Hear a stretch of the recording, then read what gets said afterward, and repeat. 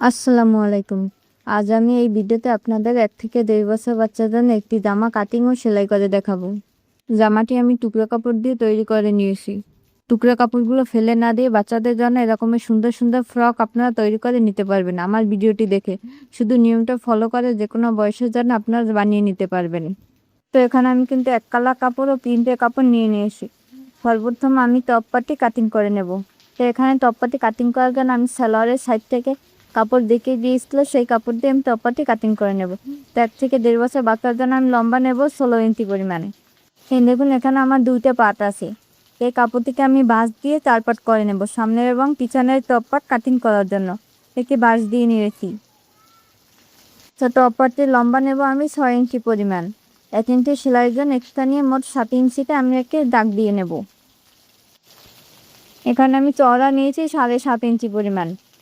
তো এর বেশি আর নেওয়ার কোনো প্রয়োজন নেই। তো এখন আমি ৭ ইঞ্চিতে যে দাগ দিয়ে নিয়েছেন সেই মার্জিনটা আমি সুন্দর করে টেনে নিয়েছি। তো এখানে আমি কাঁধ নিয়েছি ৪ ইঞ্চি পরিমাণ।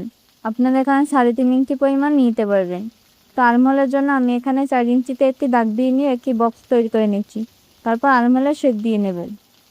তা গলা নিয়েছি আমি ১.৫ ইঞ্চি পরিমাণ, আপনারা ১৫ ইঞ্চি পরিমাণে নিতে পারবেন।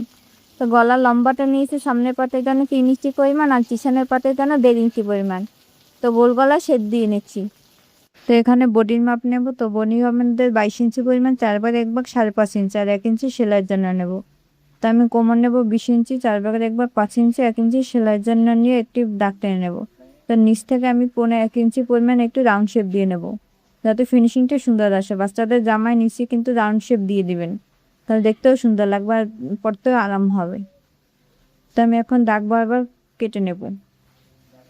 তো আমার ভিডিওটি আপনাদের যদি ভালো লাগে আমার চ্যানেলটি সাবস্ক্রাইব করে দিবেন। তো আগে আমি পিছনের পাটটি কেটে নেব। তো পিছনের পাটটি সরিয়ে নিয়ে সামনের পাটটি কেটে নেব। তো আমি সামনের পাটটি কিন্তু কেটে নিয়েছি। তো যেহেতু পিছনের পাটে আমি একটু পট্টি দেবো, সেই পট্টি লম্বাটা আমি কত ইঞ্চি নিয়েছি আপনার দেখে দিচ্ছি। এখানে আমি ২ ইঞ্চি পরিমাণ লম্বাটা নিয়ে নিয়েছি।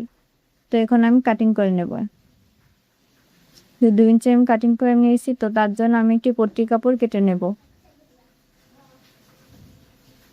পট্টি কাপড়টা মাছ দিয়ে কেটে আমি জয়েন করে নেব। সেলাই করার সময় আপনাদের দেখিয়ে দেবো। তো এখন আমি প্রিন্টের কাপড়টা নিয়েছি, এটা আমাদের কুচির কাপড়। তো এটা সামনের এবং পিছনের টিচি কাপড় আছে। তো আমি আপনাদের লম্বা এবং চওড়াটা দেখিয়ে দিচ্ছি। এখন লম্বা নিয়েছি আমি ২১ ইঞ্চি পরিমাণ ও চওড়া নিয়েছি আমি ৮.৫ ইঞ্চি পরিমাণ। তো এই কাপড়টা দিয়ে নিচে যে আমি কুচিটা দেবো ১ কালার কাপড়, সেই কাপড়ের কুচিটা আমি কেটে নেব। তো একটি বাঁশ দিয়ে নিলাম মাঝ বরাবর। তো আমি চওড়াটা নিয়েছি ৩.৫ ইঞ্চি পরিমাণ। লম্বাটা আপনাদের সুন্দর করে কাটিং করে দেখিয়ে দেবো। তো মাঝ বরাবর কাটিং করে নেবে। দেখুন এখানে সামনে এবং পিছনে ২ পার্ট আমাদের কিন্তু কুচি কাপড়ে কাটিং করা আছে। তো লম্বাটা আমি আপনাদের মেপে দেখিয়ে দিচ্ছি। দেখুন লম্বা নিচে আমি ৩.৩৩ ইঞ্চি পরিমাণ আর চওড়া আমাদের ৩.৫ ইঞ্চি পরিমাণ। তো এখন ২টা কুচি কাপড় আছে আমার। তো কুচি কাপড়গুলো আমার কেটে নেওয়া শেষ। তো এখান থেকে আমি হাতা কাটিং করবো। আমি পর্যাপ্ত হাতা দেব। এখানে ২টা হাতার কাপড় আমি সুন্দর করে মেলে নিয়েছি। তো এখানে আমি কাপড়ের চওড়া দিয়ে নেব ৩ ইঞ্চি পরিমাণ। আপনারা চাইলে একটু কম বেশি করেও দিতে পারেন। আর লম্বা আছে আমাদের এখানে ৮ ইঞ্চি পরিমাণ। তো নিয়ে একটি শেপ দিয়ে নেব। এরকম হাতা বাচ্চাদের পরলে দেখতে সুন্দর দেখা যায়। তো আমি এখন কাটিং করে নেব। দেখুন আমি কিন্তু হাতার কাপড়টি কাটিং করে নিয়েছি এবং ২টা হাতা আমার কাটিং করা শেষ। তো এখন আমি গলার পাইপিংয়ের জন্য কাপড় কেটে নেব। পাইপিংয়ের কাপড়টা কিন্তু আলাদাভাবে আপনারা কাটিং করে নেবেন। আমি ২টি পাইপিংয়ের কাপড় কেটে নিয়েছি। তো এখানে আমি ডিজাইন করার জন্য কাপড় নিয়েছি। তো চলুন সেলাই করে দেখিয়ে দিচ্ছি। আমি যে ডিজাইন করার জন্য কাপড় নিয়েছি সেই ডিজাইনটা আমি সামনের পাটের আগে করে নেব। তো এখানে লাল কাপড়টি সুন্দর করে বাদ দিয়ে নেব সমান করে। আপনার যদি আয়রন থাকে আয়রন দিয়ে আপনারা সমান করে নেবেন। তো এই যে ১ কালার যে কাপড়টা আমি বাদ দিয়ে নিয়েছি, তো এখন প্রিন্টের কাপড়টি আমি কুচি দিয়ে নেব। তো তার আগে আমি ছোট্ট করে একটা সেলাই দিয়ে নেব। তো ২টা কুচি কাপড় আগে সেলাই দিয়ে নেব। ২টা কুচি কাপড় আমার সেলাই দেওয়া শেষ। এক পালায় কাপড়টি আমি বডির মাপ অনুযায়ী কেটে নেব। সামনের পাটের মাপ অনুযায়ী আমি কেটে নিলাম।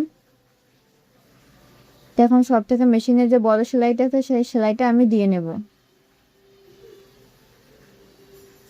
তো দিয়ে নিয়ে সুতার এক মাথা থেকে টান দিয়ে ধরে আমি কুচিগুলো তৈরি করে নেব।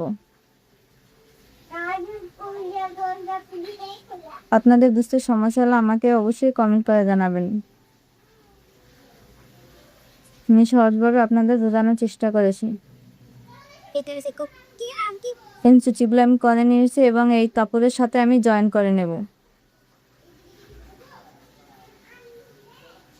এরকমই ডিজাইন দিয়ে বাচ্চাদের ড্রেস তৈরি করলে দেখতে কেমন সুন্দর লাগে এবং বাচ্চাদের পরতে আরামদায়ক হয়। গরমে বাচ্চাদের জন্য এইসব ড্রেসগুলো কিন্তু খুবই আরামদায়ক। আপনারা চাইলে আমার ভিডিও দেখে তৈরি করে নিতে পারবেন। তো এক সাইডে আমার তৈরি করা শুরু, তো এরপর পাশেও আমি কিন্তু একই নিয়মে প্রিন্টে কাপড় দিয়ে কুচি করে নেবে। তো দেখুন আমার ডিজাইনটা কিন্তু তৈরি করা শেষ। তো এখন আমি কাপড়ের সাথে জয়েন করে নেব। তো মাঝ বরাবর কিন্তু আমি ডিজাইনটা লাগিয়ে নেব। লাগিয়ে আমি সেলাইটা করে নেব।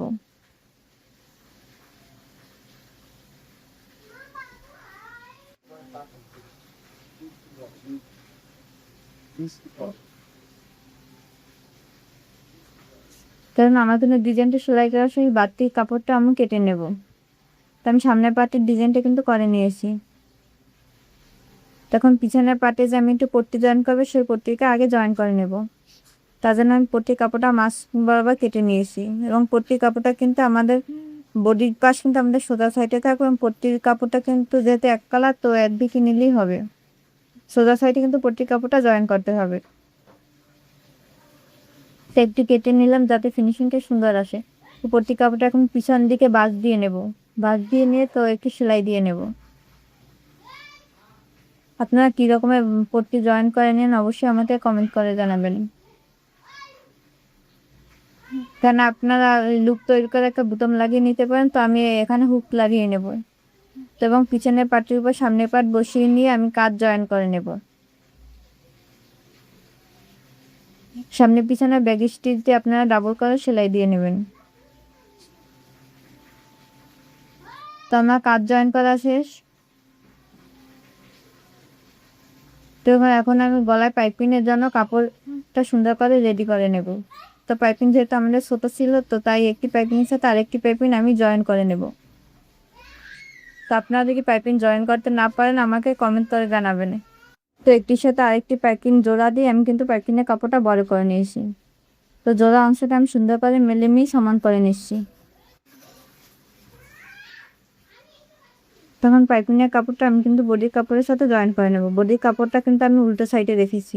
পাইপিংয়ের কাপড়টা কিন্তু আমাদের উল্টো সাইডে থাকবে। রেখে আস্তে আস্তে করে জয়েন করে নেব।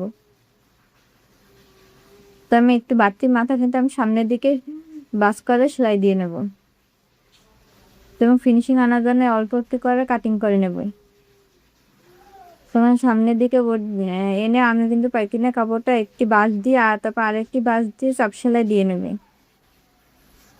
এবং চাপ সেলাইটা দেওয়ার সময় আপনারা কিন্তু সুন্দর করে চাপ সেলাই দিয়ে নেবেন। পাইপিংয়ের কাপড়টা কিন্তু কোনোভাবে টানা যাবে না, টানলে ফিনিশিং সুন্দর আসবে না।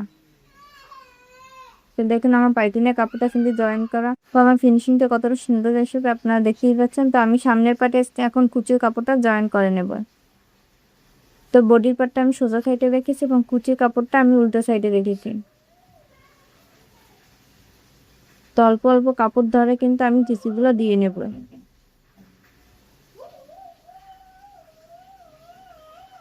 যত বেশি করে পিচি দেওয়া যাবে ফ্রকটি দেখতেও সুন্দর দেখা যাবে। সো দেখুন কুচিগুলো দেওয়া শেষ। তো আমি এখন কুচির উপরে একটু চাপ সেলাই দিয়ে নেব যাতে কুচিগুলো সুন্দরভাবে বসে থাকে। তো চাপ সেলাই দিয়ে নিয়েছি এবং এখন নিচে যে আমি লাল কাপড়ের একটা কুচি দিয়ে নেব, সেই কুচি কাপড়টা আগে রেডি করে নেব। তো আগে একটু চিকুন করে একটা সেলাই দিয়ে নেব।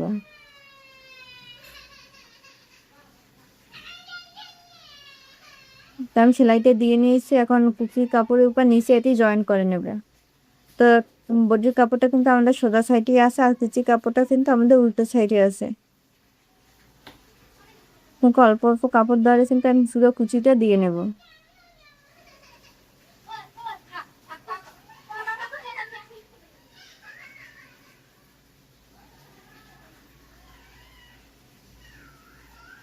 তো এরকমভাবে করে পুরো কুচিটা আমি দিয়ে নিয়েছি এবং কুচির পর আমি একই নিয়মে একটু চাপ সেলাই দিয়ে নেব।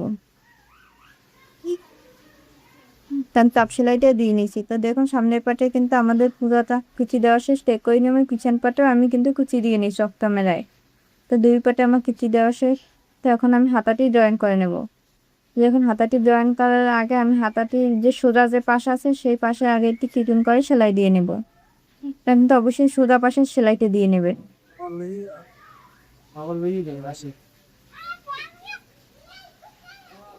তো সেলাইটা দিয়ে না আসে। তো এখন আমি কুচিগুলো রেডি করে নেব। সেলাই মেশিনের সবচেয়ে বড় যে সেলাই আছে সেই সেলাইটা দিয়ে আগে একটা সেলাই দিয়ে নেব। তো হাত থেকে ধরে টেনে টেনে কুচিগুলো দিয়ে নেব। তো আমি কিছুগুলো দিয়ে নিয়েছি। মাছ বরাবর একটি চিহ্ন দিয়ে নেব এবং এই চিহ্ন বরাবর আমি কিন্তু বডির কাপড়ের যে কাজ জয়েন পেয়েছি সেই কাজ জয়েনের ওইখানে মাছ বরাবর বসিয়ে নেব। আবার হাতা কাপড়টি সমান করে দরে সেলাইটা দিয়ে নেব।